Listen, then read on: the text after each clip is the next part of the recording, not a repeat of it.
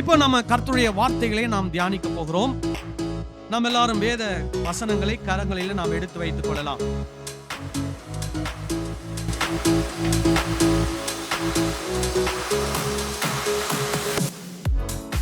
போன வாரம் நம்ம என்ன பார்த்தோம் அப்படின்னா, அப்போஸ்தலனாகிய பவுல் கலாத்தியருக்கு எழுதின நிருபத்திலே ஒரு வார்த்தையை சொல்றார். என்ன சொல்றாரு?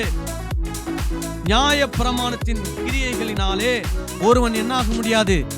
நீதிமானாக முடியாது. நான் நினைக்கிறேன் கலாத்தியர் 5ஆம் அதிகாரம் 4ஆம் வசனம் வாசிக்கலாமா? நியாயப்பிரமாணத்தினால் நீதிமான்களாக விரும்புகிற நீங்கள் யாவரும் கிறிஸ்துவை விட்டு பிரிந்து கிருபை நின்று விழுந்தீர்கள். அப்போ என்ன சொல்றாரு பவுல்? நீங்க நியாயப்பிரமாணத்தை கடைபிடிச்சீங்கன்னா, நியாயப்பிரமாணத்தினால நீதிமானாகணும்னு நீங்க நினைச்சீங்கன்னா, நீங்க கிறிஸ்துவை விட்டு என்ன பண்றீங்களா? பிரிந்து கிருபை நின்று என்ன பண்றீங்களா? விழுந்து போறீங்க அப்படின்னு பவுல் சொல்றார். இப்போ நான் ஏற்கனவே போன வாரம் உங்களுக்கு சொன்னேன், பவுல் நியாயப்பிரமாணம் என்று சொல்லும் போது பவுலுடைய காலத்துல, இயேசு கிறிஸ்துவுடைய காலத்துல பவுல் நியாயப்பிரமாணத்தின் கிரியை என்று சொல்லும் போது பவுலுடைய காலத்துல, இயேசு கிறிஸ்துவின் காலத்துல அது எப்படி இருந்தது அப்படின்னா, ஆண்டவர் கொடுத்த கட்டளைகள் அல்ல, ஆண்டவர் கொடுத்த கட்டளைகளுக்கான விளக்க உரைகள், ஆண்டவர் கொடுத்த கட்டளைகளுக்கான மனித போதனைகள், மனித பாரம்பரியங்கள், அவைகள் தான் மக்களால் என்ன பண்ணப்பட்டது? பின்பற்றப்பட்டது. அப்போ பவுல் எதை சொல்றாரு? மனிதர்கள் கொண்டு வந்த பாரம்பரியங்களை நீங்கள் பின்பற்றினால் அதனால் நீங்கள் என்ன ஆக முடியாது? நீதிமானாக முடியாது. இப்போ பவுல் சொல்ற 3 விஷயம் முக்கியமா, நீங்க பவுலுடைய நிருபங்கள்லாம் வாசித்து பார்த்தீங்கன்னா இந்த 3 விஷயங்களை மறுபடியும் நீங்க பார்க்க முடியும். நான் ஏற்கனவே கலாத்தியர்லயே 2 விஷயம் உங்களுக்கு சொன்னேன். கலாத்தியர்ல ஒண்ணு என்ன சொன்னேன்? நாட்களை பார்ப்பது, நாட்கள் பார்ப்பது, காலங்கள் பார்ப்பது, வருஷங்களை பார்ப்பது, நாட்களை விசேஷமாக்குவது, இது ஒண்ணு. 2வது என்னது? விருத்த சேதனம். அப்போ இந்த நாட்களை அனுசரிப்பது, விருத்த சேதனம் பண்ணுவது, உணவு பழக்க வழக்கம், அதாவது யூதர்களுடைய உணவு பழக்க வழக்கத்தை யாருக்குள்ள திணிக்கிறாங்க? யூதர் அல்லாத கிறிஸ்தவங்களுக்குள்ள கொண்டு வந்து திணிக்கிறாங்க. அப்போ இந்த 3 விஷயங்களுக்கும் பவுல் என்ன பண்ணுகிறார்? எதிர்த்து நிற்கிறார். அப்போ அந்த 3 விஷயங்களை சபைக்குள்ள திணிக்கிறவங்க என்ன சொல்றாங்கன்னா, நீ இயேசுவை விசுவாசித்தால் மட்டும் போதாது, இயேசுவை விசுவாசித்ததோடு இந்த 3 காரியங்களை நீ என்ன பண்ண வேண்டும்? செய்ய வேண்டும். அதை செய்தால்தான் உன்னுடைய ரட்சிப்பு என்னாகும்? முழுமை அடையும், பூரணம் அடையும். அப்படி நீ அதை செய்யலனா உன் ரட்சிப்பு என்னாகாது? முழுமை அடையாது. அப்போ பவுல் சொல்றாரு, அப்படி அல்ல, இந்த கிரியைகளை செய்வதனால் ஒருவன் என்னாகிறதில்லை? ரட்சிக்கப்படுவதில்லை, நீதிமானாக மாறுவதில்லை. இயேசுவை விசுவாசிப்பதன் மூலம் ஒருவன் என்னாகிறான்? நீதிமானாக மாறுகிறான் என்று பவுல் சொல்கிறான். சரி, இப்போ இத இன்னைக்கு இருக்கக்கூடிய நிறைய திருச்சபையில எப்படி பேசுறாங்க அப்படின்னா, அப்போ நம்ம ஆண்டவர் கொடுத்த கட்டளைகளை எதுவுமே என்ன பண்ண வேணாம், செய்ய வேணாம். ஏன்னா நம்ம அதெல்லாம் செய்யறதுனால நம்ம என்ன ஆக போறதில்ல? நீதிமானாக போறதில்ல. என்ன மட்டும் செஞ்சா போதும்? இயேசுவை விசுவாசிச்சா போதும். இயேசுவை விசுவாசிச்சா போதும். என்னன்னு அர்த்தம்? ஜஸ்ட் உன் மனசுல நம்பு, அது போதும், நீ வேற எதுவுமே என்ன பண்ணாத, செய்யாத அப்படின்னு போதிக்கிறாங்க. அப்படி கிடையாது. அதாவது நீங்க பழைய ஏற்பாட்டு காலத்துல நீங்க பாத்தீங்கன்னா ஆபிரகாமை பத்தி சொல்லியிருக்கோம். ஆபிரகாம் தேவனை விசுவாசித்தான், அது அவனுக்கு என்னவா எண்ணப்பட்டதான்? நீதியாக எண்ணப்பட்டது. நல்லா புரிஞ்சுக்கணும், இதுல நிறைய உள்ள கருத்துக்கள் நிறைய அடங்கி இருக்குது. இப்போ ஆபிரகாம் தேவனை விசுவாசித்தான் அப்படின்னு சொல்லும் போது முதல் விஷயம் என்னன்னா, ஆண்டவர் மட்டும்தான் தெய்வம், வேற யாரும், அந்த காலத்துல இருந்த வேற யாரும் என்ன கிடையாது? தெய்வம் கிடையாது அப்படின்றத யார் நம்புறா? ஆபிரகாம் நம்புறார். 1. 2வது, அவர் தெய்வமானால் அவருடைய வார்த்தைக்கு நான் என்ன பண்ணுவேன்? கீழ்ப்படிவேன். அப்போ ஆபிரகாம் என்ன பண்றாரு? ஆண்டவர் என்ன செய்ய சொல்றாரோ அதை என்ன பண்றாரு? ஆபிரகாம் செய்றார். என்ன சொல்றாரு? நீ உன் இனத்தையும் உன் ஜனத்தையும் விட்டு நான் காண்பிக்கிற தேசத்துக்கு நீ என்ன பண்ணு? போ அப்படின்றார். உடனே ஆபிரகாம் என்ன பண்றாரு? போறார். அப்புறம் ஆபிரகாம் கிட்ட ஆண்டவர் சொல்றாரு, உன்னுடைய ஒரே மகனாகிய ஈசாக்கு எனக்கு என்ன பண்ணு? பலி செலுத்துன்றாரு. உடனே என்ன பண்றாரு? ஈசாக்க கொண்டு போய் பலி செலுத்த போறாரு. அப்போ ஆபிரகாம் ஏதோ கடவுளை கடவுள் என்று விசுவாசித்தது மட்டுமல்ல, அவர் என்ன பண்றாருன்னா, கடவுள் சொன்னதை எல்லாம் என்ன பண்றாரு? செய்றார். அப்போ கடவுள் சொன்னதெல்லாம் செஞ்சாதான் கடவுள் மேல நீங்க விசுவாசம் வச்சிருக்கிறீங்களா இல்லையான்றது என்ன பண்ணும்? தெரியும். நான் அடிக்கடி சொல்லுவேன், சில வீட்ல விசுவாசம் உள்ள வேலைக்காரர்கள் இருப்பாங்க. விசுவாசம் உள்ள வேலைக்காரர்கள் என்ன? உண்மையா கிட்டத்தட்ட ஒரு 15 வருஷம், 20 வருஷம், இல்ல 40 வருஷம்லாம் ஒரு வீட்ல வேலைக்காரங்களா இருப்பாங்க. அவங்க வந்து சேரும்போது ஒரு 18, 20 வயசுல சேருவாங்க. அவங்களுக்கு இப்போ வயசு பார்த்தீங்கன்னா 60 வயசு, 50 வயசு இருக்கும். ஒரே வீட்ல வேலை செஞ்சுட்டு இருப்பாங்க. அவங்க மேல எந்த குறையும், குற்றமும் என்ன பண்ண முடியாது? கண்டுபிடிக்க முடியாது. அப்போ அந்த வீட்ல இருக்கக்கூடிய ஓனர் கூட அவங்கள என்ன பண்ணுவாங்கன்னா, தன்னுடைய குடும்பத்துல ஒரு நபரா என்ன பண்ணுவாங்க? அவங்கள வழி நடத்துவாங்க. அதுக்கு காரணம் என்ன? அந்த முதலாளி என்னென்னலாம் சொல்றாரோ, அந்த முதலாளி சொல்றதெல்லாம் இவங்க என்ன பண்ணுவாங்க? கரெக்ட்டா செய்வாங்க. ஏமாத்துற வேலை, தப்பு பண்ற வேலை, திருடுற வேலை எதுவுமே அவங்க கிட்ட என்ன பண்ணாது? இருக்காது. அந்த முதலாளி இவங்கள நம்புவாங்க. அவங்க ரூம் எல்லாம் திறந்து விடுவாங்க. அங்க என்ன காசு இருந்தா என்ன, பணம் இருந்தா என்ன, நகை இருந்தா என்ன, முதலாளிக்கு எந்த சந்தேகமும், எந்த டவுட்டும் என்ன பண்ணாது? வராது. அப்போ அந்த நபர் எப்படிப்பட்ட நபர்? அந்த முதலாளிக்கு விசுவாசமான நபர். அப்படின்னா என்ன அர்த்தம்? முதலாளி மேல அவருக்கு நம்பிக்கை இருக்குது. முதலாளிக்கு அவர் மேல நம்பிக்கை இருக்குது. அந்த நம்பிக்கை 1 நாள் 2 நாள் அல்ல. எத்தனை வருஷமா போயிட்டு இருக்குது? 25, 40 வருஷமா போயிட்டு இருக்குது. இப்போ ஆபிரகாம் கடவுளை கடவுளாக நம்பினார். கடவுளுடைய வார்த்தைக்கு கீழ்ப்படிந்தார். ஏதோ 1 நாள் 2 நாள், 1 வாரம் 2 வாரம் அல்ல. அவருடைய உயிர் உள்ள வரை அந்த தெய்வத்தை அவர் நம்பி, அந்த தெய்வத்தினுடைய வார்த்தைக்கு கீழ்ப்படிந்து நடந்தார். அல்லேலூயா. அதனாலதான் ஆபிரகாம் விசுவாசித்தான். அது அவனுக்கு என்னவா எண்ணப்பட்டது? நீதியாக எண்ணப்பட்டது. அப்போ ஆபிரகாமுக்கு அப்புறம் தான் ஆண்டவர் என்ன பண்றார்னா, இஸ்ரவேல் ஜனங்களுக்கு நியாயப்பிரமாண கட்டளைகளை கொடுக்கிறார். நியாயப்பிரமாண கட்டளை அப்படின்னு சொன்னா நம்ம மனசுக்குள்ள வர்றது எத்தனை தெரியுமா? 10 கட்டளை. எல்லா கிறிஸ்தவங்க கிட்ட போய் கேளுங்க, பழைய ஏற்பாட்டுல எத்தனை கட்டளை இருக்குதுன்னு கேளுங்க. உடனே சொல்லுவாங்க 10ன்னுவாங்க. 10 கிடையாது, 613 கட்டளை இருக்குது. போன வாரம் உங்களுக்கு சொல்லி இருக்கிறேன். 613 கட்டளைய 3ஆ பிரிக்கிறோம். 1 செரிமோனியல் லா. செரிமோனியல் லான்னா என்னன்னா, சடங்காச்சார முறைகள். அதாவது யூதர்களுக்கு பலி செலுத்தக்கூடிய சடங்காச்சாரம்.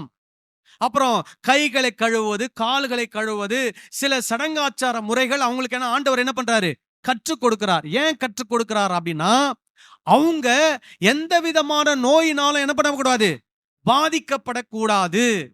உதாரணம், சில பூச்சி அவங்க சாப்பிடுற பானையிலயோ தட்டிலோ விழுந்தா ஆண்டவர் சொல்லுவாரு, அது தீட்டு, அதை எடுத்துட்டு போய் என்ன பண்ணு? உடைச்சி போடு. சில பூச்சி அந்த துணி மேல விழுந்தா அந்த துணி என்ன பண்ணிடு? வீட்ல இருந்து எடுத்து போடு. எதுக்கு? அந்த பூச்சியில இருக்கக்கூடிய பாய்சன் யாருக்கு எதுல ஒட்டும்? அந்த துணியில ஒட்டும். அந்த துணி அணிந்தால் சரீரத்துல என்ன வரும்? சரும வியாதிகள் வரும். அல்லது அந்த பாய்சன் வாய்க்குள்ள போச்சுன்னா அந்த நபர் என்ன ஆகிடுவாரு? இறந்து போயிடுவார். அந்த பாத்திரத்துல அந்த பூச்சி இருக்குது. அந்த போயிடுச்சு அந்த பூச்சி. ஆனா அந்த பாத்திரத்துல நீங்க சாப்பாடு போட்டு சாப்பிட்டா வயிறு என்ன ஆகிடும்? ஃபுட் பாய்சன் ஆயிடும். ஃபுட் பாய்சன் ஆச்சுன்னா அது நிறைய பிரச்சனை வரும். ஒருத்தருக்கு பிரச்சனை வந்தா அந்த முழு கம்யூனிட்டிக்கு என்ன வந்துரும்? பிரச்சனை வந்துரும். அதனாலதான் ஆண்டவர் இதெல்லாம் செய்ய சொல்றார். சில காரியங்கள் பாத்தீங்கன்னா, உணவு பழக்க வழக்கம் என்ன சொல்றாரு? குறிப்பா மீன் அப்படின்னு சாப்பிடும்போது என்ன மாதிரி மீன் சாப்பிடணும்? செதில் உள்ள, அப்புறம் அதுக்கு ரெக்கை உள்ளனா அந்த முதுகுல அந்த ஃபின்ஸ்ன்னு சொல்லுவாங்க. சோ ஃபின்ஸும் இருக்கணும், அதுக்கு என்ன இருக்கணும்? செதிலும் இருக்கணும். செதில் இல்லாத மீன் என்ன பண்ணக்கூடாது? சாப்பிடக்கூடாது. ஏன்னா அந்த செதில் இருக்கிற மீனை சாப்பிட்டாதான் அது வயிற்றுக்கு என்ன பண்ணும்? ஒத்துக்கும். அதனால ஏன் வயிற்றுக்கு ஒத்துக்கணும்? இந்த ஜனத்தை ஆண்டவர் என்ன பண்ணணும்? பாதுகாத்து ஆண்டவர் சொன்ன பாலும் தேனும் ஓடுகிற தேசத்துக்கு அவங்களை என்ன பண்ணணும்? கொண்டு போய் சேர்க்கணும். அதனால ஆண்டவர் 613 கட்டளை கொடுக்கிறாரு. அதுல சில என்னது? சடங்காச்சார முறைகள், உணவு பழக்க வழக்கங்கள், அவங்க எப்படி சமுதாயத்துல வாழ வேண்டும், என்ன செய்ய வேண்டும், என்ன செய்ய கூடாது. முதல்ல. ரெண்டாவது சிவில் லா அப்படின்னு சொல்லும்போது சமுதாயத்துல அவங்க எப்படி வாழணும். உதாரணம், என்னுடைய மாடு பக்கத்து வீட்டுல இருக்கிறவருடைய தோட்டத்துல போய் மேஞ்சிருச்சுன்னா நான் என்ன பண்ணணும்? பக்கத்து தோட்டத்துக்காரருக்கு என்ன பண்ணணும்? நான் அவருக்கு நஷ்ட ஈடு கொடுக்கணும். சோ அப்ப அந்த சமுதாயத்துல ஒவ்வொரு நபர்களும் எப்படி வாழணும் ஆண்டவர் என்ன பண்ணாரு? சட்டம் கொடுக்கிறார். அதுக்கு பேர் தான் சிவில் லா. மூணாவது மாரல் லா அப்படின்னா தனி அறம் நெறி சார்ந்த ஒரு வாழ்க்கை அல்லது தனிப்பட்ட மனிதனுடைய ஒழுக்க வாழ்க்கை. அதுலதான் என்ன சொல்லி கொடுக்கிறாரு? விபச்சாரம் செய்யாதிருப்பாயாக, திருடாதிருப்பாயாக, பொய் சாட்சி சொல்லாதிருப்பாயாக. ஒரு தனி மனிதன் எப்படி வாழணும்? உண்மையாக ஒழுக்கமாக அந்த சமுதாயத்துல வாழ வேண்டும். அதற்கு ஆண்டவர் என்ன கொடுக்கிறார்? மாரல் லா அப்படின்னு கொடுக்கிறார். ஆனா இன்னைக்கு புதிய ஏற்பாட்டுல நியாய பிரமாணத்தினால் நீதிமான்களாக விரும்புகிற நீங்கள் யாவரும் கிறிஸ்துவை விட்டு பிரிந்து கிருபை நின்று விழுந்து போனீர்கள் என்று சொல்லுகிறவர் என்ன சொல்றாங்கன்னா, இந்த கட்டளை எல்லாம் நமக்கு தேவையில்லை. எது மட்டும் போதும்? விசுவாசம் மட்டும் போதும். அப்போ இது தேவையில்லைன்னா அப்ப ஆண்டவர் ஏன் அதெல்லாம் கொடுத்தாரு? நல்லா புரிஞ்சுக்கணும். அது தேவை இல்லைன்னா ஆண்டவர் ஏன் கொடுத்தாரு? அப்போ ஆண்டவர் கொடுத்ததுல என்ன இருக்குது? ஒரு நோக்கம் இருக்குது. அதை ஜனங்க பின்பற்றணும்னு அவர் என்ன பண்றாரு? எதிர்பார்க்கிறாரு. இப்ப நான் ஒரு சில கட்டளைகளை உங்களுக்கு நான் சுட்டி காட்டுறேன். இப்போ நீங்க அதை படிச்சீங்கன்னா நீங்களே ஒரு முடிவு வரலாம். என்ன முடிவு வரலாம்? இதை நம்ம செய்யலாமா வேண்டாமா நீங்களே யோசித்து சொல்லலாம். இது இந்த சமுதாயத்துக்கு அவசியமா இல்லையான்னு நீங்க யோசித்து சொல்லலாம். எடுங்க, உபாகமம் 6ஆம் அதிகாரம் 1-3 வரைக்கும் வாசிப்போம். முதல்ல உபாகமம் 6:1-3. நீ உன் தேவனாகிய கர்த்தருக்கு பயந்து உயிரோடு இருக்கும் நாளெல்லாம், பாருங்க, உயிரோடு இருக்கும் நாளெல்லாம் நீயும் உன் குமாரனும் குமாரத்தியும் நான் உனக்கு விதிக்கிற அவருடைய எல்லா கற்பனைகளையும் கட்டளைகளையும் கை கொள்ளுகிறதினாலே உன் வாழ்நாட்கள் நீடித்திருக்கும்படி நீங்கள் சுதந்தரிக்க போகிற தேசத்திலே கை கொள்வதற்காக உங்களுக்கு போதிக்க வேண்டும் என்று உங்கள் தேவனாகிய கர்த்தர் கற்பித்த கற்பனைகளும் கட்டளைகளும் நியாயங்களும் இவைகளே. இஸ்ரவேலே, நீ நன்றாய் இருப்பதற்கும் உன் பிதாக்களின் தேவனாகிய கர்த்தர் உனக்கு சொன்னபடி பாலும் தேனும் ஓடுகிற தேசத்திலே நீ மிகவும் விருத்தி அடைவதற்கும் அவைகளுக்கு செவி கொடுத்து அவைகளின்படி செய்ய சாவதானமாயிரு. சோ என்ன பண்ணணுமா? ஆண்டவர் இந்த கட்டளைகளை யாருக்கு கொடுத்திருக்கிறார்? இஸ்ரவேல் ஜனங்களுக்கு கொடுத்திருக்கிறார். கொடுத்தது மட்டுமல்ல, ஆண்டவர் என்ன சொல்றாரு? இதற்கு நீ என்ன பண்ண வேண்டும்? கீழ்ப்படிய வேண்டும். இதன்படி நடப்பதற்கு நீ எப்படி இருக்கணும்? கவனமா இருக்கணும். இதன்படி செய்வதற்கு நீ எப்படி இருக்கணும்? சாவதானமா இருக்கணும், செவி கொடுக்கணும் அப்படின்லாம் ஆண்டவர் சொல்றார். சோ இதெல்லாம் சொல்லிட்டு நீ இதை செஞ்சாலும் செய்யலனாலும் பரவாயில்லன்னு சொல்லுவார் ஆண்டவர்? மாத்தி மாத்தி பேசுவாரா? அப்படிலாம் மாத்திலாம் பேச மாட்டார். இப்போ இதெல்லாம் என்ன பண்றாரு ஆண்டவர்? ஜனங்களுக்கு சொல்றாரு. ஜனங்க அதை என்ன பண்ணணும்? செய்யணும்னு ஆண்டவர் என்ன பண்றாரு? எதிர்பார்க்கிறார். சரி, இதுல சில முக்கியமானதை மட்டும் உங்களுக்கு நான் சுட்டி காட்ட விரும்புகிறேன். யாத்திராகமம் 22வது அதிகாரத்தை எடுத்துக்கொள்வோம். யாத்திராகமம் 22வது அதிகாரம் 21-28 வரைக்கும் வாசிப்போம். ஒண்ணா நம்ம பார்த்துட்டு வருவோம். 22, 21-28.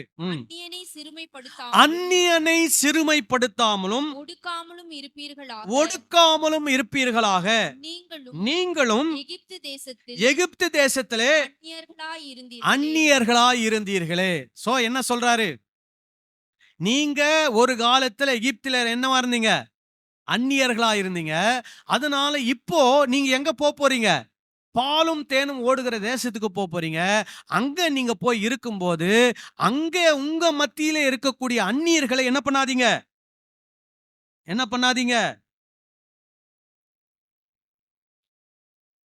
சிறுமைப்படுத்தாமலும் ஒடுக்காமலும் இருங்கள். அப்ப என்ன சொல்ல வராரு? உங்களுக்கு ஒரு பாதிப்பு ஏற்பட்டா அதே பாதிப்பை மத்தவங்களுக்கு என்ன பண்ணாதீங்க? ஏற்படுத்தாதீங்க. இப்போ நீங்க பார்த்தீங்கன்னா, நாங்க எங்களுக்கு திருமணமான ஒரு 1 ஆர் ஒரு 2 வருஷத்துல நாங்க இங்க இருந்து குடும்பமா சேலத்துல போய் ஊழியம் செய்யறதுக்காக நாங்க போனோம். அப்போ நாங்க அங்க போய் ஊழியம் செய்யறதுக்கு போய் ஒரு வீடு எடுத்து அந்த வீட்ல இங்க இருக்கக்கூடிய திங்ஸ் எல்லாம் கொண்டு போய் அங்க வச்சு அங்க இருக்கும்போது அங்க என்ன பண்ணுதாங்க, ஒரு ஒரு நாள் அந்த ஊர்ல இருக்கக்கூடிய எங்களுக்கு எல்லா சபைக்கும் ஒரு தலைமை போதகர் ஒருத்தர் இருக்கிறார். அவர் வந்து எங்கள வந்து பார்த்தாரு. பார்த்துட்டு எங்க வீட்ல இருக்கக்கூடிய things, sofa, books, dining table, bed எல்லாம் பார்த்தார். பார்த்துட்டு போயிட்டு அவர் வந்து ஒரு போதகர் கூட்டத்துல அவர் சொல்றாரு, இன்னைக்கு இருக்கக்கூடிய ஊழியர்கள் ஊழியத்த எடுத்த உடனே எல்லாரும் எதோட வந்திருக்கிறாங்க? Sofa set, dining table, TV, bed எல்லாத்தோட வந்து என்ன பண்றாங்க? ஊழியம் செய்றாங்க. நாங்கெல்லாம் ஊழியத்துக்கு வரும்போது படுக்கிறதுக்கு என்ன கூட இல்ல, பாய் கூட இல்ல. நான் ஒரு சைக்கிள் வாங்குறதுக்கு எத்தனையோ நாள் உபவாசம் பண்ணி ஜெபம் பண்ணேன். ஆனா இன்னைக்கு இருக்கக்கூடிய இளம் ஊழியர்கள் ஊழிய ஆரம்பத்திலேயே எப்படி வராங்க? எல்லா வசதியோட வராங்க அப்படின்னு அவர் சொல்றார். இப்போ வசனத்தின்படி அவர் என்ன சொல்லியிருக்கணும்? நாங்கெல்லாம் ஊழியத்துக்கு வரும்போது ரொம்ப கஷ்டப்பட்டோம்ப்பா. ஆனா நீங்கலாம் எப்படி இருக்கிறீங்க? ரொம்ப நல்ல ஆசீர்வாதமா இருக்கிறீங்க. அத பார்க்கும்போது எங்களுக்கு எப்படி இருக்குது? சந்தோஷமா இருக்குது. ஆனா அவர் அப்படி சொல்லல. நாங்க எப்படி கஷ்டப்பட்டோமோ அதே மாரி நீங்களும் என்ன பண்ணணும்? கஷ்டப்படணும். அப்பதான் நீங்க என்ன பண்றீங்க? உண்மையா ஊழியம் செய்யுங்கன்னு அர்த்தம். ஆனா ஆண்டவர் என்ன கத்துக் குடுக்குறாரு? நீ ஒரு தேசத்துல அந்நியனா இருக்கும்போது உன்ன அங்க ஒடுக்குனாங்க. அவங்க என்ன பண்ணாங்க? உன்னை சிறுமப்படுத்தினாங்க. ஆனா நீ உன்னுடைய தேசத்துல இருக்கும்போது மற்ற அந்நியர்கள் உன் மத்தியில வாழ்ந்தாங்கன்னா அவங்கள என்ன பண்ணக்கூடாது? சிறுமைப்படுத்தக்கூடாது. அவங்கள என்ன பண்ணக்கூடாது? ஒடுக்கக்கூடாது. புரியுதா சொல்றது? இப்போ இத செய்யலாமா? செய்யக்கூடாதா? சொல்லுங்க. உங்க வீட்ல ஒருத்தவங்க வந்து வேலை செய்ய வராங்கன்னு வச்சுங்க. பாத்திரம் கழுவ வராங்க, இல்ல ஒரு துணி துவைக்க வராங்க. அவங்கள நீங்க ஒடுக்கலாமா? சொல்லுங்க. சில கிறிஸ்தவ குடும்பங்கள்ல நடக்குது. வேலை வாங்கிட்டு என்ன குடுக்கறதில்ல? சம்பளம் குடுக்கறதில்ல. ஒரு நாள் ஃபுல்லா அவங்கள மாடு மாரி வேலை வாங்கிட்டு, ஒரு நயா பைசா சம்பளம் குடுக்காம, அப்புறம் தரேன், அப்புறம் தரேன், அப்புறம் தரேன்னு கிட்டத்தட்ட பல வருஷமா ஏமாத்தி இருக்கிறாங்க. ஒரு சில நபர்கள் நான் இந்த பில்டிங் கட்டும்போது, இங்க வந்து ஒரு சிலர்லாம் வேலை செஞ்சிருக்கிறாங்க. 7 வருஷத்துக்கு முன்னாடி. சித்தாளுங்க, பெரிய ஆளுங்கலாம் வந்து வேலை செஞ்சிருக்கிறாங்க. அப்போ அவங்க சொன்னாங்க, இந்த ஊர்ல இருக்கிற ஒரு மேஸ்திரி எங்கள கூப்பிட்டு வேலை வாங்கி, 1 வாரம் சம்பளம் எங்களுக்கு என்ன பண்ண வச்சிருக்கிறாரு? குடுக்காம வச்சிருக்கிறாரு. அந்த மேஸ்திரி யாருன்னா, அவரு ஒரு கிறிஸ்தவர். எத்தன வாரம் சம்பளம்? 1 வாரம் சம்பளம். ஏழை மக்கள். அவங்க எங்கேருந்து வராங்கன்னா, ஆந்திராவுல வந்து இங்க வந்து இந்த மார்க்கெட்ல வந்து நின்னு யார் யாரெல்லாம் வேலைக்கு கூப்பிடுறாங்களோ, அங்க போய் வேலை செஞ்சுட்டு, ஈவினிங்ல வந்து ஏதோ கஞ்சி காய்ச்சி குடிச்சிட்டு, மாசத்துக்கு 2, 3 மாசம் வேலை செஞ்சுட்டு, பணத்த சேர்த்துட்டு என்ன பண்ணுவாங்க? ஆந்திராவுக்கு போயிட்டு அவங்க வீட்ல குடுத்துட்டு வருவாங்க. அப்ப அந்த மக்கள் அவங்க வேற ஊர்ல இருந்து இந்த ஊர்ல பொழப்பு தேடி வராங்க. அந்த மக்கள வேலை வாங்கிட்டு என்ன பண்றதில்ல? சரியா சம்பளத்த குடுக்குறதில்ல. அப்போ இது என்னது? கிறிஸ்தவ மக்கள் செய்யலாமா? இயேசுவ பின்பற்ற மக்கள் செய்யலாமா? இதுதான் என்னது? சிறுமைப்படுத்துவது, ஒடுக்குவது. இப்ப இது எங்க இருக்குது? பழைய ஏற்பாட்டுல தான் இருக்குது. அப்ப இத நம்ம செய்யலாமா? செய்யக்கூடாதா? தாராளமா என்ன பண்ணலாம்? செய்யலாம். அதுதான் தேவனுக்கு பிரியமானது. அடுத்தது வாசிங்க. விதவையையும் பாருங்க.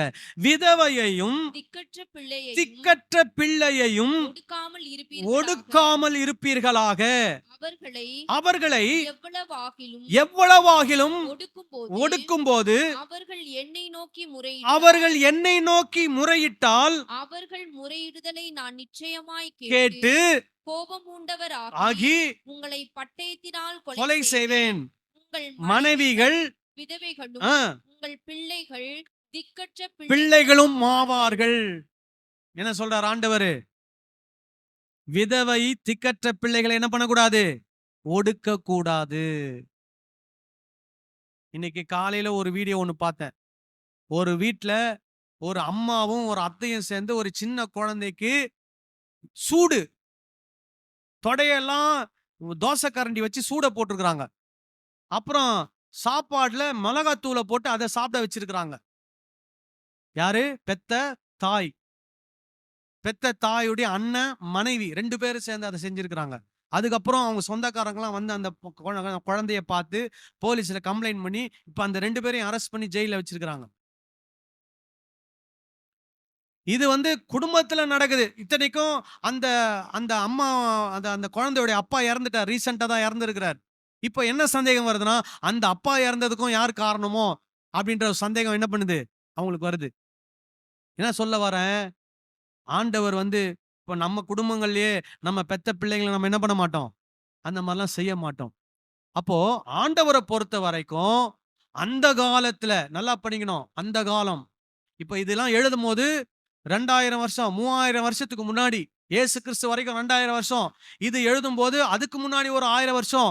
அந்த காலத்துல விதவைகளுக்கு சமுதாயத்துல என்ன இல்ல? நல்ல அங்கீகாரம் கிடையாது. அவங்கலாம் ஒடுக்கப்பட்டவங்க. அப்புறம் திக்கற்ற பிள்ளைகள், தாய் தகப்பன் இல்லாத பிள்ளைகளுக்கு என்ன கிடையாது? அங்கீகாரம் கிடையாது. அவங்கலாம் சமுதாயத்துல ஒதுக்கப்பட்டவங்க. அப்ப ஆண்டவர் சொல்றாரு, சமுதாயத்துல ஒதுக்கப்பட்டவங்கள நீ ஒடுக்குனீனா, உன் ஊர்ல இருக்கிறவங்கலாம் என்ன ஆயிடுவான்? விதவைகளா மாறிடுவான். நானே ஆட்களை ஏவி என்ன பண்ணிடுவேன்? கொலை செய்து போட்டுருவேன்னு ஆண்டவர் சொல்றாரு. அப்போ ஆண்டவர் சொல்றாரு, அவங்களோ என்ன நோக்கி ஒருவேளை கூப்பிட்டாங்கன்னா, அது என் காதுல விழுந்துச்சுன்னா, நான் உண்மையா அவங்க கூக்குரலை கேட்டு அவங்களுக்கு நான் பதிலா என்ன பண்ணுவேன்? நியாய தீர்ப்பு செய்வேன் ஆண்டவர் சொல்றார். அப்போ இன்னைக்கு நம்முடைய சமுதாயத்தில் எடுத்துக்கோங்க. திக்கற்ற பிள்ளைங்க இருக்கிறாங்களா? விதவைகள் இருக்கிறாங்களா? அவங்கள நம்ம என்ன பண்ணக்கூடாது? எந்த காரணத்துக்கு கொண்டும் ஒடுக்க கூடாது. இன்னைக்கு நீங்க பாத்தீங்கன்னா, சில பணம் படைத்தவர்கள், அரசியல் செல்வாக்கு மிகுந்தவர்கள் என்ன பண்றாங்கன்னா, நிறைய இப்படிப்பட்ட திக்கற்ற விதவைகளை போய் என்ன பண்றாங்க?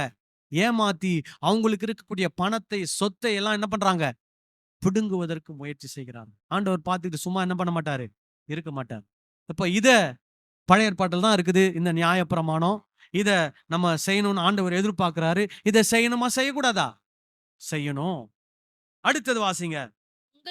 உங்களுக்குள் சிறுமைப்பட்டிருக்கிற அஹ், என் ஜனங்களில் ஒருவனுக்கு அஹ், நீங்கள் பணம் கடனாக கொடுத்திருந்தால் அஹ், வட்டி வாங்குகிறவர்கள் போல அஹ், அவனிடத்தில் வட்டி வாங்க வாங்க வேண்டாம்.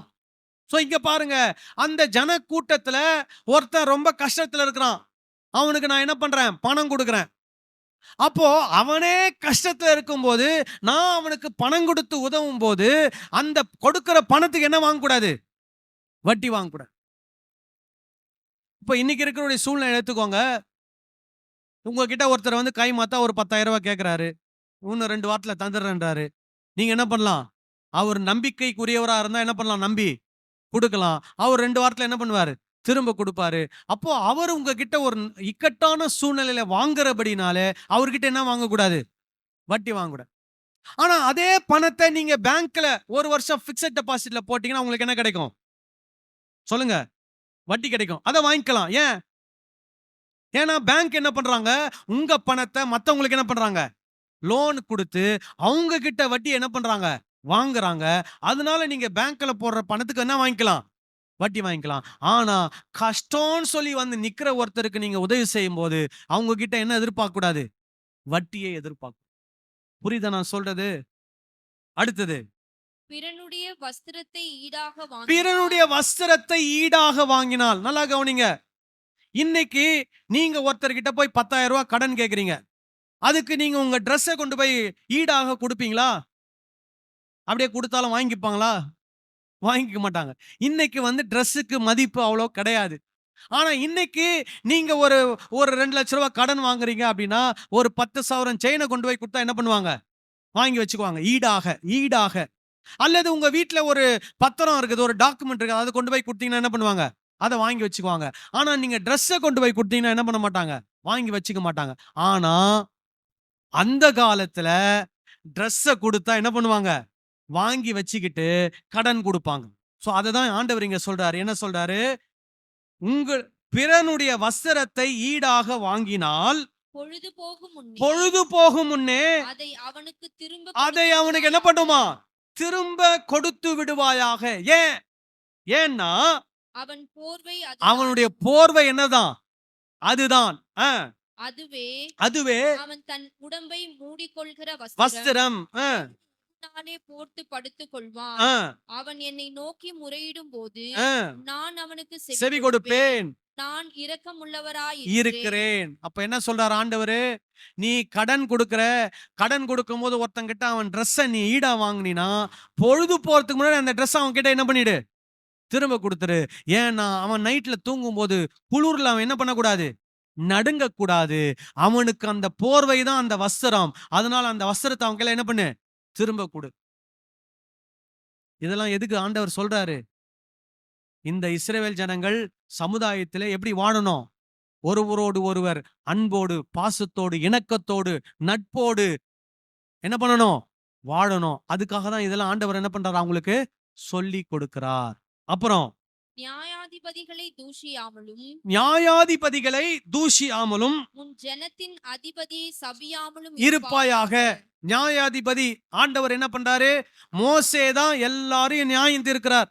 மோசேயுடைய மாமனார் வந்து அவருக்கு ஒரு அட்வைஸ் கொடுக்கிறாரு. மோசே, நீ ஒரு ஆளால எல்லாருக்கும் என்ன பண்ண முடியாது, நியாயம் விசாரிக்க முடியாது. அதனால உன் கூட ஒரு 70 பேரை நீ என்ன பண்ணு, நியாயம் விசாரிக்கிறது ஏற்படுத்து. உனக்குள்ள இருக்கிற அதே ஆவி அவங்களுக்குள்ள என்ன பண்ண போறேன், வைக்க போறேன்னு சொல்லி மோசே ஒரு 70 பேரை ஏற்படுத்துறார். அந்த 70 பேர் அவங்களுக்கு என்ன பண்றாங்க, நியாயம் விசாரிக்கிறாங்க. நியாயம் விசாரிக்கிறாங்கன்னா என்ன? கொடா சண்டை, பக்கெட் சண்டை, பார்க்கிங் சண்டை, இந்த மாதிரி சண்டைலாம் வரும்போது எங்க வருவாங்க, அந்த நியாயாதிபதிகள் கிட்ட வருவாங்க. அவங்க நியாயமா, நியாய பிரமாணத்தின்படி என்ன பண்ணுவாங்க, நியாய தீர்ப்பு செய்வாங்க. அப்போ ஒரு சிலர் அதை ஏத்துக்குவாங்க, ஒரு சிலர் என்ன பண்ண மாட்டாங்க, அதை ஏத்துக்க மாட்டாங்க. அப்போ அவங்களுக்கு பாதகமா தீர்ப்பு வந்தா உடனே அவங்க என்ன பண்ண ஆரம்பிச்சிருவாங்க, இந்த ஆள் சரியில்லை, இந்த ஆள் இவர்கிட்ட பணம் வாங்கிட்டு என்ன பண்ணிட்டாரு, தப்பு தப்பா நியாயம் சொல்லிட்டாரு அப்படின்னு சொல்லி சொல்லுவாங்க. அப்போ ஆண்டவர் சொல்றாரு, நியாயம் விசாரிக்கிறவனை நீ என்ன பண்ணக்கூடாது, தூஷிக்க கூடாது. உன் ஜனத்தின் அதிபதியை நீ என்ன பண்ணக்கூடாது, சபிக்க கூடாது. அப்படின்னா என்ன அர்த்தம்னா, மத்தவங்களுக்கும் என்ன வந்துரும், இவர் சரியா நியாயம் விசாரிக்கலன்ற ஒரு எண்ணம் வந்துரும். அது கொஞ்சம் கொஞ்சமா எது மேல நம்பிக்கை இழந்துரும், நியாய நியாய பிரமாணத்தின் மேலேயே என்ன வந்துரும், நம்பிக்கை இழப்பு ஏற்பட்டு விடும். அதனால அந்த நியாயாதிபதிகள் நியாய பிரமாணத்திலிருந்து நியாய தீர்ப்பு செய்கிறபடினாலே அந்த நியாயாதிபதிகளை நீ என்ன பண்ணக்கூடாது, தூஷிக்க கூடாது. அவங்களை நீ என்ன பண்ணக்கூடாது, சபிக்க கூடாது. அப்போ நியாயப்பிரமாணத்தை அல்லது தேவனுடைய வார்த்தைகளை கற்றுக் கொடுக்கிற, ஒழுங்கா கற்றுக் கொடுக்கிறவர்கள் நீ என்ன பண்ணக்கூடாது, தூஷிக்க கூடாது, சபிக்க கூடாதுன்னு சொல்லி கொடுக்குறாங்க. சரி, அடுத்தது லேவியராகமம் 19ஆம் அதிகாரத்துக்கு வருவோம். இதெல்லாம் நம்ம தாராளமா நம்ம என்ன பண்ணலாம், செய்யலாம், கடைபிடிக்கலாம். அதுல எந்த தப்பும் கிடையாது. அடுத்தது பாருங்க, லேவியராகமம் 19ஆம் அதிகாரம் 13ஆம் வசனத்திலிருந்து வாசிங்க. பிறனை ஒடுக்காமலும் ஒடுக்காமலும் கொள்ளையிடாமலும் இருப்பாயாக. கூலிக்காரனுடைய கூலி விடியற் காலம் மட்டும் உன்னிடத்தில் இருக்கலாம் ஆகாது. சோ பிறனை நீ என்ன பண்ணக்கூடாது, ஒடுக்க கூடாது, கொள்ளையிடக்கூடாது. அப்படின்னா என்ன, அவனுடைய உரிமையை தட்டி பறிக்க கூடாது, அவனுடைய சம்பாத்தியத்தை என்ன பண்ணக்கூடாது, சுரண்டக்கூடாது. அப்புறம் அவனுடைய கூலியை மறுநாள் காலை வரைக்கும் என்ன பண்ணக்கூடாதான், உன் கையில வச்சுக்க கூடாது. அதே மாதிரி வித்தியாசத்தையும் சொல்லிடுறேன். அந்த காலத்துல டெய்லி சம்பளம், இந்த காலத்துல எப்படி, மாச சம்பளம். அதனால நம்ம எப்படி பண்றோம், கரெக்டா அந்த மாசம் முடிஞ்ச உடனே சம்பளம் கொடுக்க வேண்டியவங்களுக்கு என்ன பண்ணிடணும், சம்பளத்தை கொடுத்துடணும். என்ன வச்சிருக்க கூடாது, சம்பள பாக்கியே வைக்க கூடாது. புரிஞ்ச நான் சொல்லுது உங்களுக்கு? ஆனா அந்த காலம் அப்படி இல்லை. அந்த காலத்துல எப்படி, டெய்லி வேலை செஞ்சா டெய்லி என்னது, சம்பளம். இன்னைக்கும் சில டெய்லி வேலை செய்யறவங்க இருக்கிறாங்க. நீங்க அமெரிக்காவில் பாத்தீங்கன்னா எல்லா இடத்துலயும் டெய்லி வேலை செய்யறவங்களுக்கு டெய்லி சம்பளம் கொடுத்துருவாங்க. பெரிய பெரிய கம்பெனியில வேலை செய்யறவங்களுக்கு 2 வாரத்துக்கு ஒரு முறை சம்பளம். அந்த சம்பளம் இது வித்தியாசம். மாசம் ஃபுல்லா இல்ல, 2 வாரம் முடிஞ்சோன்னு அவங்களுக்கு சம்பளம் போட்டுருவாங்க. திருப்பி அடுத்த 2 வாரம் முடிஞ்சோன்னு அவங்களுக்கு சம்பளம் போட்டுருவாங்க. இப்படிதான் அமெரிக்காவினுடைய இது ஃபார்முலா. நம்ம ஒரு ஃபார்முலா எப்படின்னா, நம்ம கவர்மெண்ட் ஆபீஸ்ல வேலை செஞ்சாலும் சரி, பிரைவேட் ஆபீஸ்ல வேலை செஞ்சாலும் சரி, மாசத்துக்கு ஒரு முறை நமக்கு என்ன கிடைக்கும், சம்பளம் கிடைக்கும். ஆனா தினக்கூலிக்கு போறவங்களுக்கு என்ன கிடைக்கும், டெய்லி கிடைக்கும். சில மேஸ்திரிங்க என்ன பண்ணுவாங்கன்னா, ஒரு வாரம் வேலை செஞ்சதுக்கு அப்புறம் சனிக்கிழமை என்ன பண்ணுவாங்க, கூலி கொடுப்பாங்க. ஆனா விஷயம் என்ன, வேலை செஞ்சவன் கூலிக்கு பாத்திரவானா இருக்கிறான். வேலை செஞ்சவனுடைய கூலி என்ன பண்ணக்கூடாது, பிடிச்சி வைக்க கூடாது, நிறுத்தி வைக்க கூடாது. அவங்க கூலியை கரெக்டா அவங்களுக்கு என்ன பண்ணிடணும், கொடுத்து விட வேண்டும். இது ஆண்டவர் கொடுத்த கட்டளை. இது நியாய பிரமாணம், நீதியின் பிரமாணம். இதற்கு ஜனங்கள் எல்லாரும் என்ன பண்ணி ஆகணும்? கீழ்ப்படிந்தாகணும். இப்ப இதை நம்ம செய்யலாமா செய்யக்கூடாதா? செய்யலாம். அடுத்தது, செவிடனை நிந்தியாமல். செவிடனை என்ன பண்ணக்கூடாதான்? நிந்திக்க கூடாது. அப்படின்னா என்ன அர்த்தம்? காது கேட்காதவங்க கிட்ட போய் கெட்ட வார்த்தை பேசி அவனை திட்டுறது, அவனை கேலி பண்றது, அவனை கிண்டல் பண்றது, இந்த வேலையெல்லாம் என்ன பண்ணக்கூடாது? செய்யக்கூடாது. இது ஆண்டவருடைய பார்வையில மிக மோசமான ஒரு செயல். சோ செவிடனை என்ன பண்ணக்கூடாது? நிந்திக்க கூடாது. அடுத்தது, முன்னே குருடனுக்கு முன்னே தடுக்களை வையாமல். தடுக்கலை வையாமலும். சிலர் என்ன பண்ணுவாங்க? குருடமா இருக்கிறவங்க முன்னாடி சேர தள்ளி விட்டுருவாங்க, பலகைய தள்ளி விடுவாங்க, கல்ல தள்ளி விடுவாங்க. அவங்க என்ன ஆவாங்க? தட்டி கீழே விடுவாங்க. அந்த மாதிரி கிண்டல் கேலி வேலை, குறும்பு வேலைகள்லாம் என்ன பண்ணக்கூடாது? செய்யக்கூடாது. சோ கண் பார்வையற்றவர்கள் நடந்து போவார்கள்னா அவங்களுக்கு நம்ம போய் என்ன செய்யணும்? உதவி செய்யணும். அவங்களுக்கு முன்னாடி என்ன வைக்க கூடாதான்? தடுக்கலை வைக்க கூடாது. அதாவது நான் ஒரு குடும்பத்தை கொஞ்ச நாளுக்கு முன்னாடி சந்திச்சேன். இப்ப நான் சொல்ல வர ஒரு விஷயம் பைபிள்ல கிடையாது. ஆனா அந்த நபர் சொன்ன வாயில சொன்னது அதை நான் உங்களுக்கு சொல்றேன். முன்னாடியே சொல்லிட்டேன், இது எங்க கிடையாது? பைபிள்ல கிடையாது. இப்ப அந்த நபர் அந்த குடும்பத்துல எடுத்துக்கிட்டீங்கன்னா 40 வயசு ஆன உடனே ஆண்களுக்கு கை கால் விழுந்துரும். அந்த குடும்பத்துல இருக்கிற ஆண்கள் எல்லாருக்குமே 40 வயசு ஆன உடனே 2 கையும் 2 காலும் விழுந்துரும். அவங்க எப்படி ஆயிடுவாங்கன்னா படுத்த படுக்கை ஆயிடுவாங்க. அவங்களால எந்திரிக்க முடியாது, நடக்க முடியாது, கையை ரெண்டையும் அசைக்க முடியாது, காலை ரெண்டையும் அசைக்க முடியாது. இது என்ன வியாதி நமக்கு தெரியாது. அப்போ அந்த குடும்பத்துல கை கால் விழுந்த ஒருத்தரை போய் நான் பார்த்து பேசும்போது அவர் நல்லா தலையெல்லாம் திருப்புவாரு, கண்ணை திறந்து பார்ப்பாரு, பேசுவாரு, சாப்பிடுவாரு. ஆனா கை காலை மட்டும் என்ன பண்ண முடியாது? அசைக்க முடியாது. அப்போ அவர் சொன்னாரு, பாஸ்டர், இது எங்க குடும்பத்துக்கு வந்த ஒரு பெரிய சாபம். ஏன்னா சின்ன வயசுல நாங்க இருக்கும்போது நிறைய கண் தெரியாதவங்களெல்லாம் கூட்டு போய் பள்ளத்துல தள்ளி விட்டுருக்குறோம். கண்ணு தெரியாதவங்களை கூட்டு போய் கல்லுக்கு முன்னாடி நிறுத்தி வச்சிருக்கிறோம். அவங்க தட்டு மாதிரி கீழே விழுந்து அடிபட்டிருக்கிறாங்க. கண்ணு தெரியாதவங்க கிட்ட போய் என்ன பண்ணுவோம்னா ஒரு குச்சில அசிங்கத்தை தடவி அவங்க மூக்குல என்ன பண்ணுவோம்? மூக்கு நேரா நீட்டுவோம். அவங்க கையில பூசி விட்டுருவோம். இந்த மாதிரிலாம் நிறைய காரியங்களை பண்ணியிருக்கிறோம். அதனால எங்க வீட்டுல இருக்கிற ஆம்பளை பசங்களுக்குலாம் 40 வயசானா என்ன என்ன ஆயிடுது? கை கால் விழுந்து போயிடுது அப்படின்னு சொல்லி அவர் சொன்னார். இது நான் சொல்லல, பைபிள்ல இல்ல. இது யார் சொன்னது? அவர் சொன்னது. அப்புறம் நான் அவருக்கு சொன்னேன், நீங்க கவலைப்படாதீங்க, இயேசுவை என்ன பண்ணுங்க? ஏற்றுக்கொள்ளுங்க. உங்க உங்க ஆத்மா எங்க போய் சேரும்? நித்திய ஜீவனுக்கு போய் சேரும். ஒருவேளை கர்த்தரால் முடிந்தா உங்களுக்கு ஆண்டவர் என்ன கொடுப்பார்? சுகத்தை கொடுப்பார். ஒருவேளை சுகம் கிடைக்கலனாலும் உங்களுடைய ஆத்மா எங்க போகும்? நித்திய ஜீவனுக்கு போகும். உங்க பாவங்கள் எல்லாம் அறிக்கையிட்டு மன்னிப்பு கேட்டு இயேசுவை இரட்சகரா என்ன பண்ணுங்க? ஏற்றுக்கொள்ளுங்கன்னு அவங்களுக்கு சொன்னேன். கொஞ்ச நாள் கழிச்சு அவர் இயேசுவை ஏற்றுக்கொண்டு அவர் ஞானஸ்நானம் எடுத்தார். சோ ஞானஸ்நானம் எடுக்கிறதுக்கு ஒரு 4 பேர் அவரை தூக்கிட்டு ஞானஸ்தான தொட்டிக்குள்ள இறக்கி கொண்டு வந்து எங்க சீனியர் பாஸ்டர் அவருக்கு என்ன பண்ணாரு? அவரை பிடிச்சிக்கிட்டாங்க எல்லாரும் சேர்ந்து.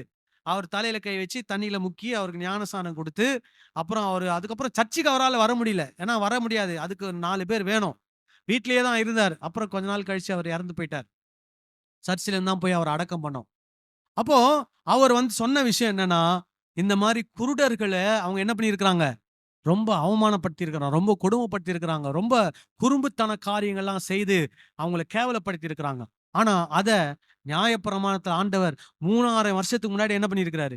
சொல்லி வச்சிருக்கிறாரு. என்ன சொல்லி வச்சிருக்கிறாரு? குருடனுக்கு முன்னாடி என்ன போடாத? தடுக்கலை போடாது. அப்படின்னா என்ன அர்த்தம்? இந்த மாதிரி செவிடர்கள், குருடர்கள், அதாவது பிசிக்கலா பாதிக்கப்பட்டவங்க, அவங்கள நம்ம என்ன பண்ணக்கூடாது? தொந்தரவு செய்யக்கூடாது, கிண்டல் செய்யக்கூடாது, கேலி செய்யக்கூடாது, அவர்களை பாதிக்கக்கூடிய காரியங்களை என்ன பண்ணக்கூடாது? செய்யக்கூடாது. கேர்ஃபுல்லா இருக்கணும். ஏன்னா அவங்க தேவனால் படைக்கப்பட்டவர்கள். அவங்களும் ஒரு மனிதர். அவங்களுக்கு நம்ம இந்த தீங்கை என்ன பண்ணக்கூடாது? செய்யக்கூடாது. சரி, அடுத்தது, தேவனுக்கு பயந்திருப்பாயாக. நான் கர்த்தர். நியாய விசாரணையில் அநியாயம் செய்யாதிருங்கள். என்ன பண்ணக்கூடாதான்? அநியாயம் செய். ஒருத்தர் உங்ககிட்ட நியாயம் கேட்டு வரார்னா அங்க என்ன செய்யக்கூடாது? அநியாயம் செய்யக்கூடாது. என்ன எப்படி அநியாயம் நடக்குதா? சிறியவனுக்கு முகதாட்சணியம் செய்யாமலும் என்ன பண்ணக்கூடாதான்? சிறியவனுக்கு முகதாட்சிணியம் செய்யக்கூடாதான். சிறியவனுக்குன்னா என்னன்னா, ஏழை பாழைங்களை பார்த்து என்ன பண்ணக்கூடாது? முகதாட்சிணை பண்ணக்கூடாது. என்ன, ஐயோ அவனே ஒரு ஏழையா இருக்கிறான்பா, அவனே கஷ்டப்படுறான்பா, சரி போட்டும்பா அப்படின்னு நியாயத்தை என்ன பண்ணக்கூடாது? நியாயத்தை என்ன பண்ணக்கூடாது? புரட்டக்கூடாது. அவங்க யாரா இருந்தாலும் சரி, நியாயம்னா என்னதான்? நியாயம்தான். அடுத்தது பாருங்க, பெரியவனுடைய முகத்துக்கு பெரியவனுடைய முகத்துக்கு அஞ்சாமலும். பெரியவன்னா யாரு? பணம் படைத்தவன். அவங்கள பார்த்து என்ன ஆயிடக்கூடாது? பயந்துடக்கூடாது. பெரியவங்கள பார்த்து பயப்படக்கூடாது. சிறியவங்களுக்கு என்ன பண்ணக்கூடாது? முகதாட்சணியம் பார்க்கக்கூடாது. நியாயம்னா எல்லாருக்குமே என்னதான்? நியாயம்தான், ஒண்ணுதான். இது ஆண்டவர் என்ன பண்றாரு? நியாயப்பிரமாணத்துல என்ன பண்ணியிருக்கிறாரு? சொல்லி வச்சிருக்கிறார். இதை செய்யலாமா செய்யக்கூடாதா? செய்யலாம். ஆனா இதை செஞ்சா நிறைய பேர் என்ன பண்ண வேண்டியிருக்கும்? பகச்சிக்க வேண்டியிருக்கும். அதுக்கும் நீங்க எப்படி இருக்கணும்? தயாரா இருக்கணும். புரியுதுங்களா நான் சொல்றது? சோ நியாயம் என்று வரும்போது அவங்க பெரியவனாலும் சரி, சிறியவனாலும் சரி, நியாயத்தை நியாயமா, நீதியை நீதியா என்ன பண்ணணும்? வெளிப்படுத்த வேண்டும். ராமன் சொல்லலாமா? அடுத்தது, நீதியாக பிறனுக்கு நியாயம் தீர்ப்பாயாக. ஆ, உன் ஜனங்களுக்குள்ளே ம், அங்கும் இங்கும் கோல் சொல்லி திரிய என்ன பண்ணக்கூடாது? உன் ஜனங்களுக்குள்ளே அங்கும் இங்கும் என்ன சொல்லி திரியாதாயாக? கோல் சொல்லி திரியாயாக. இதை நம்ம செய்யலாமா செய்ய வேணாமா? இன்னைக்கு நிறைய பேருக்கு ஃபுல் டைம் ஜாபே என்னதான்? கோல் சொல்லி திரியறதான். சிலருக்கு அது என்ன ஜாப்? Part time job. சிலருக்கு கோல் சொல்லலைன்னா அன்னைக்கு நைட் என்ன வராது? தூக்கம் வராது. அதுதான் அவங்களுக்கு தூக்க மாத்திரையே. எப்படியாவது யாருக்காவது ஒரு போனை போட்டு என்ன பண்ணிடணும்? இவங்கள பத்தியோ அவங்கள பத்தியோ என்ன பண்ணிடணும்? ஏதாவது ஒன்ன சொல்லிடணும். அப்போ ஆண்டவர் 3000 வருஷத்துக்கு முன்னாடி இந்த கட்டளை கொடுத்திருக்கிறாரு. என்ன கட்டளை கொடுத்திருக்கிறாரு? உன் ஜனத்தின் மத்தியிலே நீ என்ன பண்ணக்கூடாது? கோல் சொல்லி திரியாயாக. பிறனுடைய இரத்த பழிக்கு உடன்பட வேண்டாம், உட்பட வேண்டாம். நான் கர்த்தர். பிறருடைய இரத்த பழிக்கு உட்பட வேண்டாம்னா என்ன அர்த்தம்? இன்னொருத்தருடைய உயிருக்கு ஆபத்தான காரியங்களை என்ன பண்ணக்கூடாது? செய்யக்கூடாது. இப்ப நீங்க பாத்தீங்கன்னா பழைய ஏற்பாட்டுல கூட ஆண்டவர் சொல்லுவாரு, வீடு கட்டினா முதல்ல என்ன வச்சிரு? மொட்டை மாடியில கைப்பிடி சவர வச்சிரு. ஏன்னா ஒருத்தன் தவறுதலா ஏறி என்ன ஆயிடக்கூடாது? கீழே விழுந்துடக்கூடாது. அப்படி கீழே விழுந்து அவனுக்கு ஏதாவது ஆச்சுன்னா அந்த ரத்தப்பழி யார் மேல வரும்? உன் மேல வரும். அதனாலதான் இங்க சொல்றாரு, பிறனுடைய ரத்த பழிக்கு என்ன ஆகக்கூடாது? ஆளாக கூடாது. இன்னொன்னு இதை ஞாபகம் வர்றதுனால சேர்த்து சொல்லிடுறேன். இன்னைக்கு இருக்கக்கூடிய ஒரு ட்ரெண்ட் என்ன ட்ரெண்ட் அப்படின்னா, 6வது படிக்கிற பசங்க, 7வது படிக்கிற பசங்க, 8வது படிக்கிற பசங்க, லைசன்ஸ் இல்லாத பசங்க கையில பேரண்ட்ஸ் எதை கொடுக்குறாங்க? பைக்கை கொடுத்துட்றாங்க. இப்ப அந்த பசங்க ஓட்டிட்டு போய் யார் மேலேயாவது மோதி அந்த நபருக்கு உயிருக்கு ஆபத்து வந்தா யார் பதில் சொல்வா? சொல்லுங்க. பேரண்ட்ஸ் தான் பதில் சொல்லணும். அப்படி நடந்தது. கொஞ்ச நாளுக்கு முன்னாடி டிவில ஒரு செய்தி வந்தது. ஒரு 8வது படிக்கிற பையன் அவங்க அப்பா வாங்கின புது காரை எடுத்து கூட ஃப்ரெண்டை வச்சுக்கிட்டு மெயின் ரோட்ல ஓட்டிட்டு வந்து நின்றுட்டு இருந்தவர் மேல வந்து என்ன பண்ணிட்டான்? மோதிட்டான். அந்த பையனுக்கு லைசன்ஸ் கிடையாது. உடனே போலீஸ் என்ன பண்ணாங்க? அவங்க அப்பாவை அரெஸ்ட் பண்ணி உள்ள வச்சுட்டாங்க. ஏன்னா சின்ன பையன், மைனர், அவனை என்ன பண்ண முடியாது? அரெஸ்ட் பண்ண முடியாது. கோர்ட்ல அந்த அடிப்பட்ட முதியவரை ஆஸ்பத்திரியில சேர்த்துட்டாங்க. அவர் 2-3 நாள்ல இறந்துட்டார். இதுல அப்பா கூட என்ன சொல்லல? வண்டி எடுத்து ஓட்டுடான்னு சொல்லல. அவர் என்ன பண்ணிருக்கிறாரு? சாவியை கொடுத்து காருக்குள்ள இருக்கிற கவரை எடுத்து என்ன பண்ணு, கார் மேல போடுன்னு சொல்லி சாவி கொடுத்திருக்கிறார். அவன் என்ன பண்ணிட்டான்? கவர் போறதுக்கு முன்னாடி என்ன பண்ணுவான்? ஒரு ரவுண்ட் ஓட்டிட்டு வருவோன்னு எடுத்து ஓட்டி இருக்கிறான். ஓட்டி ஒருத்தர் மேல இடிச்சு என்ன ஆயிட்டான்? இப்போ அந்த நபருடைய ரத்த பழிக்கு என்ன ஆயிட்டான்? காரணம் ஆயிட்டான். சோ நான் ஒரு தனி அட்வைஸ் கொடுப்பேன். அந்த சர்ச்சில் இருக்கக்கூடிய லைசன்ஸ் எடுக்காத எந்த ஒரு நபர் கையிலும் என்ன கொடுக்காதீங்க? 2 வீலரை கொடுக்காதீங்க. இல்லனா நம்ம என்ன ஆவோம்? இன்னொருத்தருடைய ரத்த பழிக்கு நம்ம என்ன ஆயிடுவோம்? ஆளாயிடுவோம். அதுதான் ஆண்டவர் என்ன பண்றார்? நியாயப்பிரமாணத்துல இதை கற்றுக் கொடுத்திருக்கிறார். அப்படின்னா இன்னொருத்தருடைய உயிருக்கு ஆபத்தான செயல்களை நாம என்ன பண்ணக்கூடாது? ஈடுபடக்கூடாது. மற்றவர்களையும் ஈடுபடுத்த கூடாது. அடுத்தது உன் சகோதரனை ஆ, உன் உள்ளத்தில் பகையாயாக. என்ன? உன் சகோதரன்னா யாரு? அன்னைக்கு எடுத்துக்கோங்க, இஸ்ரவேல் ஜனம்னு சொல்லும்போது எல்லாரும் ஒண்ணுக்குள்ள ஒண்ணு, எல்லாம் ஒரே ரத்தம். அதனால ஆண்டவர் சொல்ல, உன் சகோதரனை உன் உள்ளத்துக்குள்ள என்ன பண்ணாத? பகைக்காத. இன்னைக்கு நம்ம திருச்சபையில இருக்கக்கூடிய நம்ம எல்லாரும் யார்தான்? ஒண்ணுதான். ஏன்னா இயேசு கிறிஸ்துவின் ரத்தத்தினால் நம்ம எல்லாம் என்ன பண்ணப்பட்டிருக்கிறோம்? கழுவப்பட்டிருக்கோம், சுத்திகரிக்கப்பட்டிருக்கிறோம். அப்போ நம்ம குடும்பத்திலையும் சரி, நம்முடைய திருச்சபையிலும் சரி, யாருக்குள்ளேயும் நமக்குள்ள நம்ம உள்ளத்துல யார் மேல என்ன வரக்கூடாது? பகை வரக்கூடாது. பகை இல்லாம என்ன பண்ணணும்? நடந்து கொள்ளணும். அடுத்தது பிறன் மேல் பாவம் சுமராதபடிக்கு ஆ, அவனை எப்படியும் கடிந்து கொள்ள வேண்டும். அப்படின்னா என்ன? இன்னொருத்தர் மேல பாவம் வராதபடிக்கு என்ன பண்ணுமா? கடிந்து கொள்ளணுமா? தைரியமா, இப்பா நீ இந்த தப்பை என்ன பண்ணக்கூடாது? செய்யக்கூடாது. இதை செஞ்சுனா உனக்கு என்ன ஆகும்? உன் மேல ஒரு பாவம் சுமரும்னு சொல்லி தைரியமா மத்தவங்களை என்ன பண்ணலாம்?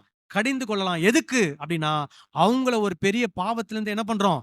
காப்பாத்துறதுக்காக. அப்புறம் பழிக்கு பழி வாங்காமலும் ஆ, ஜனபுத்திரர் மேல் ஆ, கொள்ளாமலும் ம், உன்னில் நீ அன்பு கூறுவது போல் ம். பிறனிலும் அன்பு கூறுவாயாக. என்ன வாங்க கூடாதான்? பழிக்கு பழி வாங்காமலும், அப்புறம் ஜனபுத்திரர் உன் ஜனபுத்திரர் மேல் ஜனபுத்திரர் மேல் பொறாமை பொறாமை கொள்ளாமலும் உன்னில் நீ அன்பு கூறுவது போல பிறனில் என்ன பண்ணுவாயாக? அன்பு கூறுவாயாக. அப்போ நம்முடைய வேலை என்ன வேலை கிடையாது? பழிக்கு பழி வாங்குற வேலை கிடையாது. சோ இது இந்த உலகத்துல என்ன பண்ணுது? நடக்குது. இது பழிக்கு பழி வாங்கக்கூடிய ஒரு விஷயம். ஆனா தேவ ஜனங்கள் என்ன பண்ணக்கூடாது? பழிக்கு பழி வாங்கக்கூடாது. அப்புறம் உன் ஜனத்தாரின் மேல் என்ன பண்ணக்கூடாதாம்? பொறாமை கொள்ளக்கூடாது. நம்ம எல்லாரும் ஒரே குடும்பம், நம்ம எல்லாரும் ஒரே சபை. நம்ம சபையில ஒருத்தர் புது வாங்கினா அவங்க மேல என்ன வரக்கூடாது? பொறாம வரக்கூடாது. ஒரு புது வீடு வாங்கிட்டாரா அவர் மேல என்ன வரக்கூடாது? பொறாம வரக்கூடாது. ஒரு புது Dress வாங்கிட்டான் அவன் மேல என்ன வரக்கூடாது? பொறாம வரக்கூடாது. அப்படி உங்களுக்குள்ள பொறாம வருதுன்னா நீங்க இன்னும் கிறிஸ்துவுக்குள்ள என்ன வரல? சொல்லுங்க. முதிர்ச்சி அடையலன்னு அர்த்தம். நம்ம என்ன பண்ணணும்? இன்னொருத்தருக்கு ஒரு கிடைக்குதுன்னா சந்தோஷப்படணும். பரவாயில்ல, உங்களுக்கு இது கிடைச்சிருக்குது, ரொம்ப சந்தோஷம் அப்படின்னு நம்ம சொல்லணும். அதுதான் கிறிஸ்தவ முதிர்ச்சி. ஹல்லேலூயா. சோ அப்போ என்ன சொல்றாரு? உன் ஜனத்தார் மேல் என்ன பண்ணக்கூடாதான்? பொறாமை கொள்ளக்கூடாது. அப்புறம் உன்னில் நீ அன்பு கூறுவது போல பிறனில் என்ன பண்ணுவாயாக? அன்பு கூறுவாயாக. அப்புறம் என் கட்டளைகளை கைக்கொள்வீர்களாக. ஆ, உன் மிருக ஜீவன்களை ஆ, வேறு ஜாதியோடே பொழிய விடாயாக. ஆ. உன் வயலிலே வெவ்வேறு வகையான விதைகளை கலந்து விதையாயாக. ஆ. சணல் நூலும் கம்பளி நூலும் கலந்த வஸ்திரத்தை உடுத்தாதிருப்பாயாக. சோ இங்க என்ன சுருக்கமா என்ன சொல்றாருன்னா, 2 மிருக ஜீவன்களை என்ன பண்ணக்கூடாதா? மிக்ஸ் பண்ணி விடக்கூடாது. அடுத்தது வயல்ல நீ உழும்போது ஒரு காளமாட்டையும் ஒரு பசுமாட்டையும் என்ன பண்ணக்கூடாது? இணைச்சு என்ன பண்ணக்கூடாது? உழக்கூடாது. அல்லது ஒரு பசுமாட்டையும் எருவு மாட்டையும் இணைச்சு என்ன பண்ணக்கூடாது? உழக்கூடாது. அதுக்கப்புறம் சன்னல் நூலையும் கம்பளி நூலையும் சேர்த்து என்ன பண்ணக்கூடாது? ட்ரெஸ் செய்யக்கூடாது. இப்படிலாம் சொல்றாரு. சோ இதை நிறைய பேர் தப்பா புரிஞ்சுக்குவாங்க. அப்படின்னா என்ன சொல்லுவாங்கன்னா, நம்ம யாருமே என்ன போடக்கூடாது தெரியுமா? டெரி காட்டன் போடக்கூடாதுன்னு. ஒண்ணு போட்டா என்ன பண்ணும்? ஃபுல்லா காட்டன் போடணும். டெரி காட்டன் மிக்ஸ் பண்ண ட்ரெஸ் எல்லாம் என்ன பண்ணக்கூடாது? போடக்கூடாது. அதே மாதிரி இன்னொரு கட்டளையும் வரும். ஆண்கள் உடையை பெண்கள் தரிக்காதிருப்பார்களாக, பெண்கள் உடையை ஆண்கள் தரிக்காதிருப்பாராக. சோ இந்த வசனம் எல்லாம் ஒரே விஷயத்தை தான் குறிக்குது. என்ன விஷயம்ன்றத சொல்லிடுறேன். அந்த காலத்துல ஒரு மூட நம்பிக்கை. என்ன மூட நம்பிக்கை? வயல்ல நல்ல விளைச்சல் வரணும், வானத்திலிருந்து நல்லா மழை பெய்யணும் அப்படின்னா இந்த மாதிரி காரியங்கள்லாம் என்ன பண்ணுவாங்க? ஜனங்க செய்வாங்க. என்ன செய்வாங்க? ஏர் உழும்போது ஒரு காளமாட்டையும் பசுமாட்டையும் இணைச்சு என்ன பண்ணுவாங்க? ஏர் உழுவாங்க. ஒரு எரும மாட்டையும் ஒரு பசுமாட்டையும் இணைச்சு என்ன பண்ணுவாங்க? ஏர் உழுவாங்க. இதெல்லாம் எதுக்கு? எதுக்கு? நல்லா மழை வரணும், பூமி நல்ல விளைச்சல் என்ன பண்ணணும்? கொடுக்கணும். இது ஆண்டவரை பொறுத்தவரை என்னன்னா, இது ஒரு மூட நம்பிக்கை. அதே மாதிரி நீங்க என்ன பண்ணுவாங்கன்னா, அந்த காலத்துல ஒரு ஆணுக்கு ஆண் உடைய தரிச்சிருவாங்க, இன்னொரு ஆணுக்கு பெண் உடைய தரிச்சு இவங்க 2 பேருக்கு என்ன பண்ணுவாங்க, கல்யாணம் பண்ணி வைப்பாங்க. எதுக்குன்னா, இப்படி கல்யாணம் பண்ணி வச்சா எங்க பூமியில என்ன வரும், விளைச்சல் வரும், வானத்துல இருந்து என்ன வரும், நல்ல மழை வரும் அப்படின்றது அவங்களுடைய மூட நம்பிக்கை, ஐதீகம். ஒன்னும் அங்க கூட விட்டுருங்க, நம்ம ஊருக்கே வாங்க. கிராமப்புறங்கள்ல கழுதைக்கும் மனுஷனுக்கும் கல்யாணம் வைப்பாங்க, கேள்விப்பட்டிருக்கீங்களா? நாய்க்கும் ஒரு லேடிக்கும் கல்யாணம் பண்ணி வைப்பாங்க. அதே மாதிரி ஒருத்தருக்கு செவ்வாய் தோஷம் அப்படின்னா அவருக்கு முதல் மனைவி என்ன ஆயிடுமா, செத்து போயிடுமா. உடனே அவர் என்ன பண்ண சொல்லுவாங்கன்னா, நீ ஒரு தாலி எடுத்து எதுல கட்டு, வாழை மரத்துக்கு கட்டு. சோ வாழை மரம் இப்ப எனக்கு இவருக்கு என்ன ஆயிடுச்சு, முதல் மனைவி ஆயிடுச்சு. உடனே அந்த வாழை மரத்தை என்ன பண்ணிடுவாங்க, வெட்டிடுவாங்க. அப்போ என்ன ஆயிடுச்சு, தோஷம் என்ன ஆயிடுச்சு, தீந்துடுச்சு. இப்போ நீ என்ன பண்ணிக்கலாம், கல்யாணம் பண்ணலாம். அப்போ இப்ப பண்ற கல்யாணம் என்ன கல்யாணம், 2வது கல்யாணம். இதெல்லாம் மக்களுடைய மனதில் இருக்கக்கூடிய மூட நம்பிக்கைகள். அப்ப இதுல இருந்து ஆண்டவர் என்ன சொல்றாரு, நீ யாரை மட்டும்தான் நம்பணும், என்ன மட்டும்தான் நம்பணும். என்ன நம்பணும், உன் பூமி விளையறதுக்கும் உன் வானம் பொழியறதுக்கும் யார் தான் பொறுப்பு, கர்த்தர் தான் பொறுப்பு. நீ அவரை மட்டும் என்ன பண்ணு, நம்பு. இந்த மாதிரி மூட காரியங்களை என்ன பண்ணாத, செய்யாத, பின்பற்றாத. இன்னைக்கு எடுத்துக்கோங்க, கிறிஸ்தவங்க எத்தனை பேர் மூட நம்பிக்கையில ஊறி போய் இருக்கிறாங்க சொல்லுங்க. இன்னைக்கு கிறிஸ்தவங்க செவ்வாய்க்கிழமையில கல்யாணம் வைக்கிறது இல்ல. நீங்க உங்க குடும்பத்திலே போய் கேளுங்க, யாருக்காவது நம்ம குடும்பத்துல செவ்வாய்க்கிழமை கல்யாணம் நடந்திருக்கான்னு கேளுங்க. நீங்க பாரம்பரிய கிறிஸ்தவங்களா இருந்தீங்கன்னா உங்க வீட்டிலேயே நீங்க கேட்டு பாருங்க. போன ஆகஸ்ட் மாசத்துல எங்க சொந்தக்கார ஒரு தம்பிக்கு செவ்வாய்க்கிழமை கல்யாணம், ஆடி மாசத்துல. நான் கேட்டேன், என்னப்பா ஆடி மாசத்துல செவ்வாய்க்கிழமையில யாரும் கல்யாணம் வைக்க மாட்டாங்களே என்ன? அவர் சொன்னாரு, நான் வேணுனே தான் ஆடி மாசத்துல செவ்வாய்க்கிழமையில என்ன பண்ணிருக்கிறேன், வச்சிருக்கிறேன். எதுக்குன்னா எல்லா கிறிஸ்தவங்க மைண்ட்ல இருக்கக்கூடிய மூட நம்பிக்கை என்ன பண்ணணும், உடைக்கணும். சோ ஆடி மாசம் செவ்வாய்க்கிழமை அவருக்கு கல்யாணம் நடந்தது. நாங்களும் அந்த கல்யாணத்துக்குலாம் போயிட்டு வந்தோம். சோ இன்னைக்கு நிறைய கிறிஸ்தவங்க எதுல ஊறி போயிருக்கிறாங்க, மூட நம்பிக்கையில ஊறி போயிருக்கிறாங்க. சோ அந்த மூட நம்பிக்கையில என்ன பண்ணக்கூடாது, இருக்கக்கூடாது. யாரை மட்டும்தான் நம்பணும், இயேசுவை மட்டும் நம்பணும், அவருடைய வார்த்தையை மட்டும் நம்பணும். எந்த மூட நம்பிக்கையும் உங்களுடைய விசுவாசத்துக்குள்ள, விசுவாசத்தை விட ரொம்ப உறுதியானதா என்ன பண்ணக்கூடாது, இருக்கக்கூடாது. இப்ப இதெல்லாம் செய்யலாமா, செய்யக்கூடாதா? செய்யலாம். இதுல எங்கதான் இருக்குது, நியாயப்பிரமாணத்துல தான் இருக்குது. அந்த நியாயப்பிரமாணத்தை தான் கடைபிடிங்கன்னு ஆண்டவர் என்ன பண்றாரு, சொல்லி கொடுக்குறாரு. ஆனா பவுல் சொன்னதை நிறைய பேர் தப்பா புரிஞ்சுக்கிட்டு, நீ நியாயப்பிரமாணத்தை என்ன பண்ண வேணாம், கடைபிடிக்க வேணாம், விசுவாசம் மட்டும் இருந்தா போதும்னு போதிக்கிற நிறைய பேர் என்ன பண்றாங்க, இருக்கிறாங்க. நான் என்ன சொல்றேன், உனக்குள்ள விசுவாசம் இருந்தா நீ கட்டாயமா என்ன பண்ணுவ, ஆண்டவர் சொன்னதை செய்வ. ஆண்டவர் சொன்னது பழைய ஏற்பாட்டிலும் இருக்குது, புதிய ஏற்பாட்டில் இருக்குது. ஆக மொத்தம் நீ ஒரு விசுவாசி என்றால், நீ நீதிமான் என்றால், நீ பரிசுத்தவான் என்றால், கர்த்தருடைய வார்த்தைக்கு நீ என்ன பண்ண வேண்டும், கீழ்ப்படிய வேண்டும். கர்த்தருடைய வார்த்தை சொல்லுகிறது, இதை செய், இதை செய்யாது. அப்ப எதை செய்ய அப்படின்னு கர்த்தருடைய வார்த்தை சொல்லுகிறது, அதை என்ன பண்ண வேண்டும், செய்ய வேண்டும். எதை செய்யாதே என்று கர்த்தருடைய வார்த்தை சொல்லுகிறது, அதை என்ன பண்ணக்கூடாது, செய்யக்கூடாது. ஜெபம் பண்ணலாமா? இது இன்னும் தொடர போகுது. அடுத்த வாரம் இது தொடரும். எல்லாரும் கண்களை மூடி நாம் ஜெபம் செய்வோம். எல்லாரும் எழுந்து நிற்போம்.